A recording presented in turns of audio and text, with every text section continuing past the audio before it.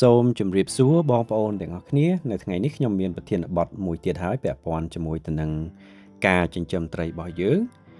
ប្រហែលជាបងប្អូនប្លែកនៅថ្ងៃនេះឃើញវីដេអូបើកឆាកព្រឹបគឺឃើញត្រីមិនមែនត្រីក្រាញ់ទេរាល់ដងវីដេអូគឺយើងចេញត្រីក្រាញ់ហើយថ្ងៃនេះគឺត្រីអណ្ដែងម្ដងបងប្អូនហ្នឹងហើយប្រធានបទរបស់យើងនៅថ្ងៃនេះគឺខ្ញុំនឹងលើកយកមកនិយាយប្រាប់បងប្អូនអំពីរបៀបនៃការរៀបចំការគិតទុកមុនហ្នឹងហើយការរៀនទុកមុនដើម្បីអាចចិញ្ចឹមត្រីអណ្ដែងទៅគឺទទួលបានជោគជ័យមុននឹងចូលទៅដល់ប្រធានបទខ្ញុំមានវីដេអូខ្លីដែល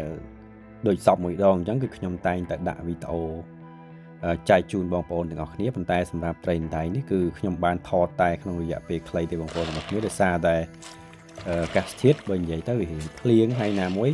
ខ្ញុំអត់សូវមានពេលតនេនៅក្នុងការថតដោយត្រីក្រាស់ទេបងប្អូននេះគឺវីដេអូខ្ញុំថត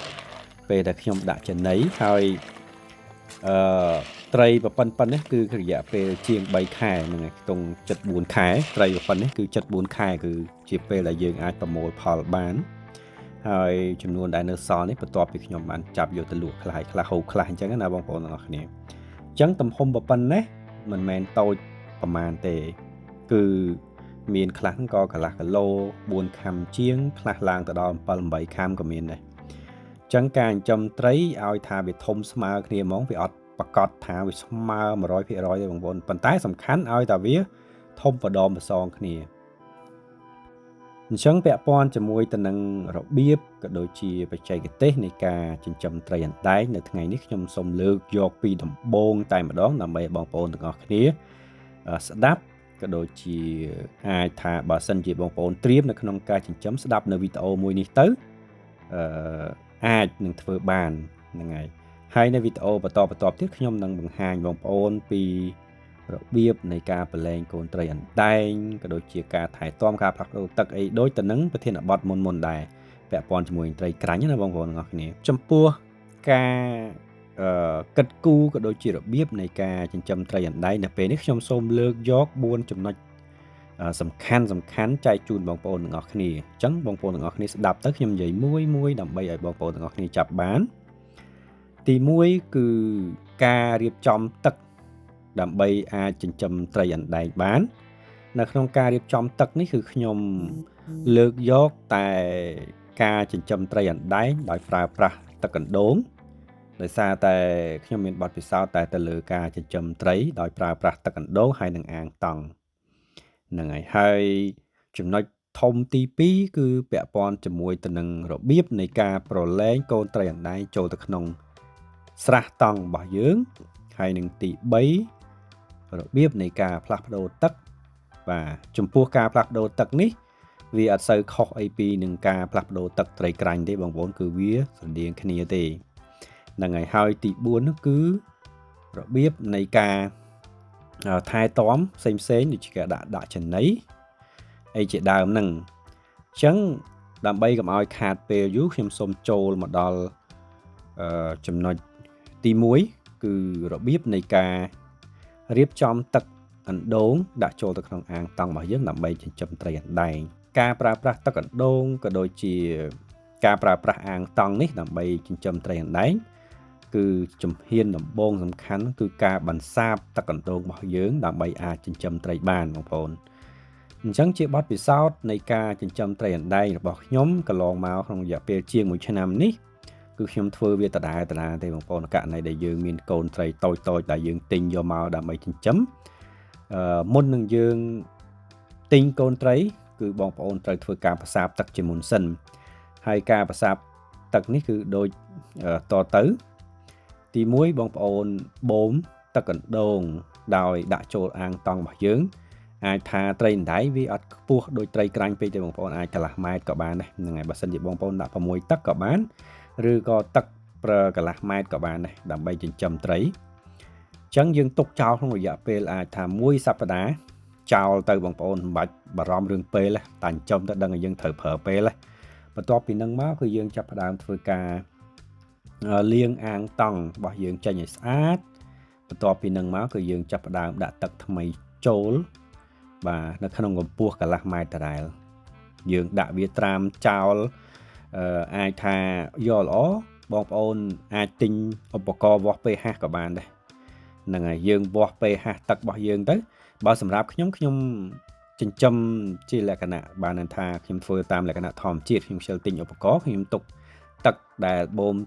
ចោលក្នុងរយៈពេល15ថ្ងៃបានន័យថា2អាទិត្យបានខ្ញុំកំងកូនត្រីយកមកដាក់អញ្ចឹងពេលដែលយើងបូមទឹកដាក់ចូលទៅក្នុងស្រះហើយគឺយើងបាចអំបិលផងបងប្អូនហ្នឹងហើយអាងទំហំតង់អាច3x5បើខ្ញុំដាក់3x5ទំហំហើយអំបិលខ្ញុំបាចចោលចូលចិត្តកន្លះគីឡូហ្នឹងហើយបាចទៅដើម្បីឲ្យវាល្អសម្រាប់ទឹករបស់យើងទុកចោលក្នុងរយៈពេលកន្លះខែបើសម្រាប់ខ្ញុំតាមដានវាថាបើពេលណាដែលមានតកៅទឹកគឺខ្ញុំចាប់ផ្ដើមប្រឡែងកូនត្រីចូលហ្នឹងហើយអញ្ចឹងក្នុងរយៈពេលកន្លះខែហ្នឹងគឺថាតើទឹករបស់យើងទុកធ្វើម៉េចសម្រាប់ខ្ញុំដាំកាផ្លោកខ្ញុំដាំចកខ្ញុំត្រៀមបានន័យថាយើងត្រៀមឲ្យស្រេចហ្នឹងហើយក្នុងរយៈពេលក្រោយពី15ថ្ងៃទឹករបស់ខ្ញុំដែលខ្ញុំបានទុកសម្រាប់ចិញ្ចឹមត្រីនេះគឺវាចាប់ផ្ដើមឡើងតកៅទឹកជាបទពិសោធន៍ជាការសង្កេតនៅពេលដែលយើងឃើញថាមានតកៅទឹកមានអីអញ្ចឹងទៅត្រីរបស់យើងប្រកាសច្បាស់ហ្មងថាអាចចិញ្ចឹមបានហ្នឹងហើយបន្ទាប់ពីហ្នឹងខ្ញុំចាប់ផ្ដើមកំងកូនត្រីយកមកប្រឡែងហ្នឹងហើយការប្រឡែងកូនត្រីនេះគឺយើងមានវិធីរបស់វាអញ្ចឹងយើងចូលទៅដល់ចំណុចទី2តែម្ដងគឺរបៀបនៃការប្រឡែងកូនត្រីចូលទៅក្នុងអាងតង់ការប្រឡែងកូនត្រីនេះខ្ញុំគិតថាមានបងប្អូនមួយចំនួនក៏បានមើលវីដេអូនៅរបៀបនៃការចិញ្ចឹមត្រីអណ្ដែងរបស់ស្រះគេធំណាដែលគេប្រើជាស្រះជីកប្រើអិចកាយជាស្រះធម្មជាតិអីគឺខ្ញុំឃើញមានវីដេអូខ្លះគេប្រឡែងបានន័យថាគេយកកូនត្រីមកគេអត់មានខ្វល់ច្រើនគេចាក់យកណាអញ្ចឹងសម្រាប់ខ្ញុំដែលជា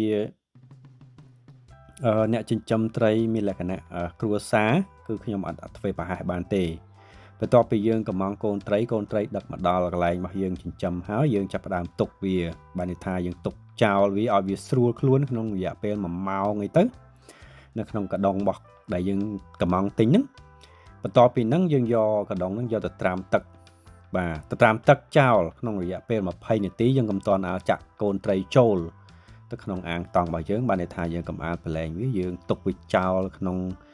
រយៈពេល20នាទីនៅលើទឹកហ្នឹងហើយ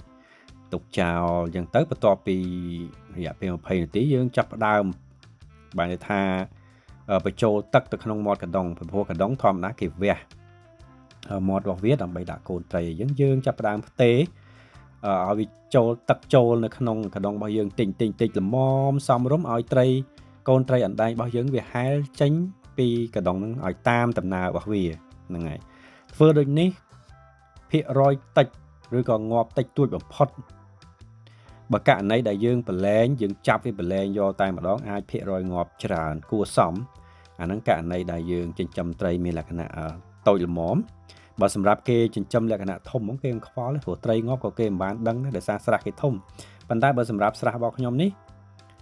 តើកាលណាប្រឡែងទេផ្ដាស់គឺខ្ញុំសង្កេតឃើញមានត្រីងាប់ហ្នឹងហើយអញ្ចឹងយើងធ្វើឲ្យវាត្រឹមត្រូវទៅតាមក្បួនខ្នាតរបស់គេទៅវាកាត់បន្ថយនៅការងាប់បើងាប់ក៏ងាប់តិចតួចបំផុតដែរហ្នឹងហើយបន្ទាប់ពីយើងប្រឡែងកូនត្រីចូលទៅក្នុងអាងតង់ហើយកុំអាលឲ្យចំណីវាស៊ីបើសិនជាបងប្អូនលែងពេលល្ងាចបងប្អូនស្អែកអីចឹងចាំយើងឲ្យចំណីត្រីរបស់យើងស៊ីណាហ្នឹងហើយកុំឲ្យភ្លាមតែឲ្យភ្លាមវាអាចពុលចំណីវាអាចពុលទឹកវាហើមពោះវាទៅជាធ្វើឲ្យត្រីរបស់យើងងាប់ទៀតអានេះគឺជារឿងមួយដែលសំខាន់ដែលជាបទពិសោធន៍ដែលខ្ញុំបានចិញ្ចឹមផ្ទាល់តែម្ដងការចែករំលែកនេះហើយចំណីរបស់យើងទៀតសោតគឺយើងទិញចំណីពីផ្សារមកឬក៏យើងទិញភ្ជាប់ជាមួយនឹងកូនត្រីដែលឲ្យគេដាក់មកជាមួយក្នុងទំហំលីដែលតូចបានន័យថាវាសមល្មមនឹងមាត់របស់វាណាបងប្អូនទាំងអស់គ្នានេះគឺជារឿងមួយដែលសំខាន់តែកាលណាយើងកំងចំណីមកធំពេកវាធ្វើឲ្យត្រីរបស់យើងស៊ីអត់កើតតែកាលណាវាស៊ីអត់កើតហើយឬក៏វាស៊ីបានតិចតួចប្រកបណាស់ថាការធំលូតលាស់របស់វាក៏អត់បានន័យថាវាអត់សមស្របទៅតាមពេលវេលាដែលយើងបានចិញ្ចឹមដែរចំណុចទី2ក៏បានបញ្ចប់ហើយបងប្អូនខ្ញុំគិតថាស្ដាប់វីដេអូនេះមួយខ្ញុំនិយាយយឺតប៉ុណ្ណឹងគិតថាតន់ហើយអញ្ចឹងយើងចូលដល់ចំណុចទី3 គឺរបៀបនៃការបង្ហូរទឹកចេញបានន័យថាផ្លាស់ប្ដូរទឹកនៅក្នុងអាងតង់របស់យើងគឺនៅចំណុចនេះការផ្លាស់ប្ដូរទឹកនៅក្នុងអាងតង់គឺយើងធ្វើទៅតាមដំណាក់កាលដោយដំណាក់កាលទី1រយៈពេល1សប្តាហ៍បន្ទាប់ពីយើងប្រឡែងកូនត្រីគឺយើងបង្ហូរវាចេញតែ 20% ទេចំពោះទឹកហ្នឹងហើយបង្ហូរចេញ 20% យើងបូមដាក់ចូលវិញ 20% សប្តាហ៍ទី2បន្ទាប់ពីថ្ងៃដែលយើងលែងកូនត្រីយើងចាប់ផ្ដើមបង្ហូរចេញ 40% បង្ហូរចូលវិញហ្នឹងហើយសប្តាហ៍ទី3យើងបង្ហូរចេញ 60% បង្ហូរចូលវិញសប្តាហ៍ទី4យើងលាងសម្អាតវាតែម្ដងពីព្រោះរយៈពេល1ខែហើយប្រកាសណាស់ថាទឹកប្រកាសជារៀងមានពណ៌ខ្មៅហើយរៀងមានក្លិនខ្លះអញ្ចឹងយើងត្រូវសម្អាតវាឲ្យស្អាតម្ដងនៅចំណុចនេះបានន័យថាកូនត្រីរបស់យើងគឺវាមានទំហំធំល្មមដែលអាចទប់ជាមួយនឹងស្ថានភាពទឹកថ្មីបានហ្នឹងហើយអានេះគឺជារឿងដែលសំខាន់ដែលយើងត្រូវធ្វើតាមដំណាក់កាលតើកាលណាបងប្អូនធ្វើប្រហែសអាចមានងាប់ដែលយើងចិញ្ចឹមត្រឹម 10-20 គីឡូអីផងកូនត្រី 10-20 គីឡូដល់ពេលវាងាប់ម្ដងវាអស់ច្រើនអញ្ចឹងវាធ្វើឲ្យយើងមានការខាតបង់ច្រើនដែរហ្នឹងហើយបន្ទាប់ពីហ្នឹងមកយើងចូលដល់ចំណុចទី4ពាក់ព័ន្ធជាមួយទៅនឹងការផ្ដល់នៅចំណីហ្នឹងហើយការផ្ដល់នៅចំណីនេះបើសម្រាប់បទពិសោធន៍របស់ខ្ញុំមានចំណី 4-5 ប្រភេទសម្រាប់ត្រីអណ្ដែងដែលចំណីទី1គឺពាក់ព័ន្ធជាមួយទៅនឹងចំណីបាវចំណីស្រេចដែលខ្ញុំទិញពីផ្សារហ្នឹងហើយចំណីទី2គឺចកអាសូឡាដែលខ្ញុំដាំសម្រាប់ចិញ្ចឹមត្រីរបស់ខ្ញុំហើយចំណីបន្តបន្សំផ្សេងទៀតមានដូចជាបាយលីកាទូអាហ្នឹងក៏ត្រីចូលចិត្តស៊ីដែរបងប្អូនហើយនឹងមានននងផ្លែននងនេះច្រាំហ្នឹងហើយយើងចិតសបកវាស្អាតទៅយើងចិញ្ច្រាំនៅពេលនោះគឺយើងអាចដាក់ឲ្យចំណីអាចដាក់ឲ្យត្រីរបស់យើងស៊ីបានទាំងអស់នេះគឺជាបទពិសោធន៍ដែលខ្ញុំបានធ្វើកន្លងមកទទួលបានលទ្ធផលគួរសមហើយត្រីដែលខ្ញុំចិញ្ចឹមបានដោយតែបងប្អូនឃើញនៅក្នុងវីដេអូរបស់ខ្ញុំនេះគឺបើថាវីដេអូនេះវាមានរយៈពេលខ្លីប៉ុន្តែខ្ញុំគិតថាបងប្អូនអាចមើលនៅទំហំត្រីបានគ្រប់គ្រាន់ហើយហ្នឹងហើយវាទំហំល្មមដែលយើងអាចហូបទៅមានរសជាតិឆ្ងាញ់ហើយយើងអាចធ្វើការលក់ដូរបាននៅក្នុងតម្លៃមួយដែលវាសមល្មមវាតើកាលណាយើងចិញ្ចឹមបានធំល្អស្មើគ្នានោះអ្វីដែលយើងទទួលបានអ្វីដែលយើងធ្វើការលក់ដូរគឺវាទៅតាមចិត្តរបស់យើងដែលយើងចង់បានដែលយើងកំណត់ពីដំបូងថាតើការចិញ្ចឹមរបស់យើងធ្វើម៉េចឲ្យការចិញ្ចឹមរបស់យើងបាននៅលទ្ធផលល្អវីដេអូនេះក៏ចូលមកដល់ទីបញ្ចប់ដែរបងប្អូនពាក់ព័ន្ធជាមួយទៅនឹងការរៀបចំពីដំបូងមុននឹងយើងចាប់ផ្ដើមចិញ្ចឹមត្រីអណ្ដែងរហូតដល់យើងបានចាប់ផ្ដើមចិញ្ចឹមហើយសង្ឃឹមថាបងប្អូនស្ដាប់នៅវីដេអូនេះតាំងពីដើមរហូតដល់ចប់ហើយបើសិនជាមានចម្ងល់អីបន្ថែមបងប្អូនអាច comment នៅខាងក្រោមវីដេអូនេះខ្ញុំនឹងធ្វើការឆ្លើយតបជូននៅក្នុងករណីដែលសំណួររបស់បងប្អូនសួរមកទៅខ្ញុំអាចឆ្លើយបានហ្នឹងហើយសូមអរគុណសូមជម្រាបលាបងប្អូនទាំងអស់គ្នា